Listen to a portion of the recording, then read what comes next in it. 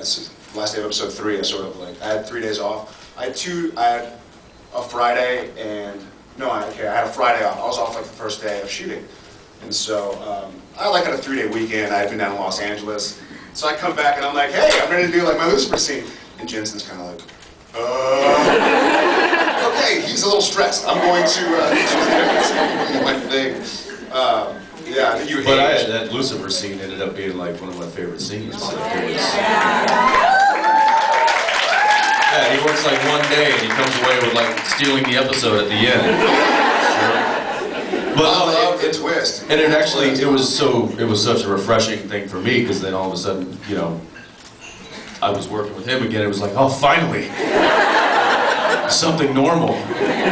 And it turned out to be, really, really good scene. It was a fun scene. I like the lightning effects. That was one of my favorite episodes when I read it, and it was kind of like it reminded me so much of the Terminator movies and the just sort of I Am Legend. And I was like, I think it's such a cool episode. It's so neat. My episode, I was like, shoot me.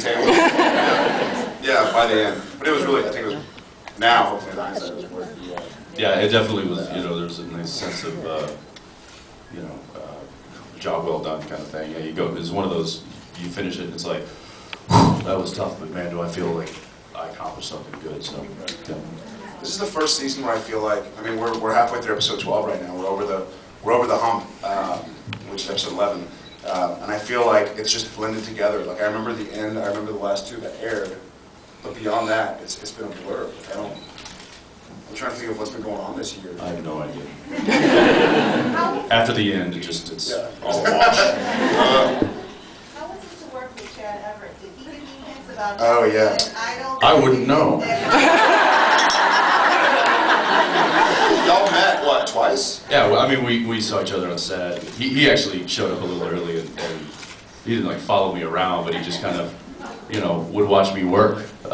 He watched me do a couple of scenes just so he could kind of get the mannerisms, and I didn't realize that I was so Clint Eastwood-like.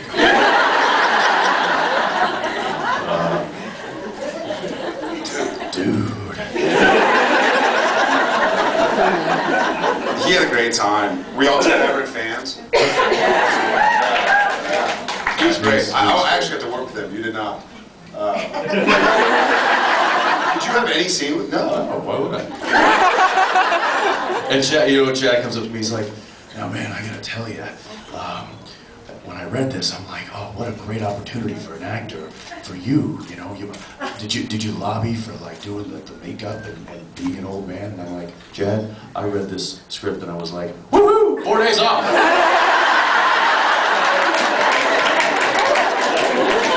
At this point, we don't have the only thing I saw. There's no opportunity there for an actor. I love the scene with him and Jim in the graveyard. Real man. You got your hand up and you're being so polite.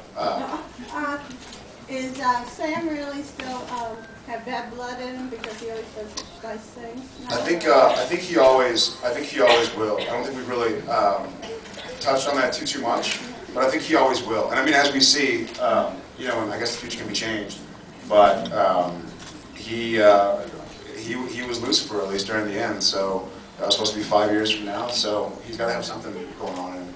And I think that was the idea, and that was sort of the arc last year, is that sort of tainted blood isn't something that you can kind of exfoliate. And go like, all right, it's out of my system. We're gonna get him into the Betty Ford.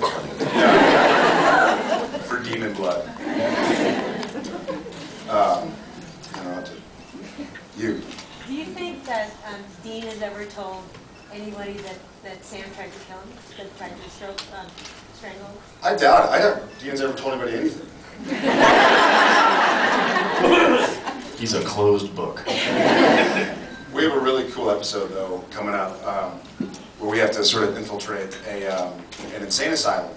And so we have to act insane. And so, but the funny thing is, acting insane is us being us. I sucked demon blood, and then I started the apocalypse, I killed the demon. Yeah, we just tell them the truth, and they're like,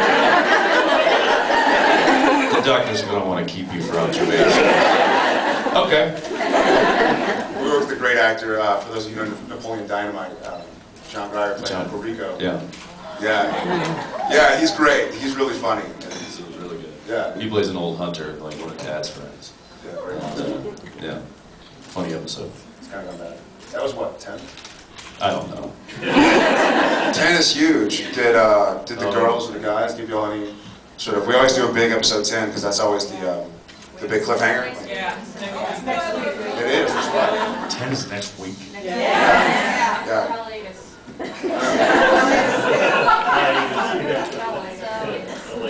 Colitis. I never heard that. Get I it? was like, is that? I was like, is something in my arm? Is there pills for that? It's like H1N1. Swine flu and helitis. I like that. Never thought about that.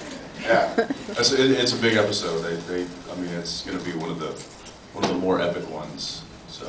And now we have a really cool set to shoot because the Watchmen set, which is about a block away, as y'all probably saw those who went to Vancouver, we shoot there all the time now. That was the end, obviously, and we get to go back for episode 10. It's kind of this great opportunity to build new cities and get more of a feel of the outside. And after 93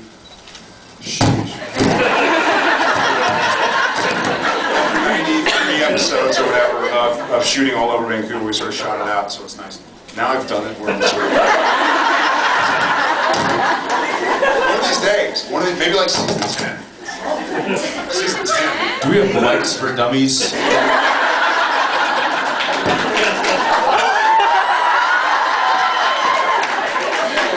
If I could waltz, I would. Cancel all. Yeah, we have a cool set to kind of play. Yeah, of course, now that... So, basically the set is fantastic. Gotta come back. Do you let him buy anything electrical at all? No. I'm not allowed. Speaking of, though, we just got new bikes. I know. Our little bikes are so...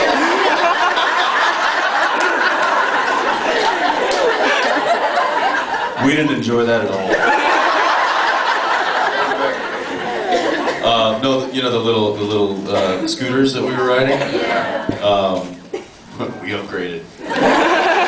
Those were actually ours. Those little scooters that were on, the green one and the little blue one, were his, and we kind of ride them from trailer to set. You buy them at Canadian Tire, like plug them into a socket. But they're weight rated for like 120 pounds.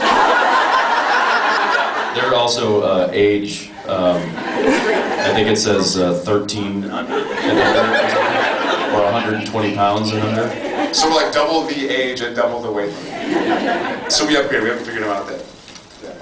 We figured now that ours have been on TV, we can retire them. That's right.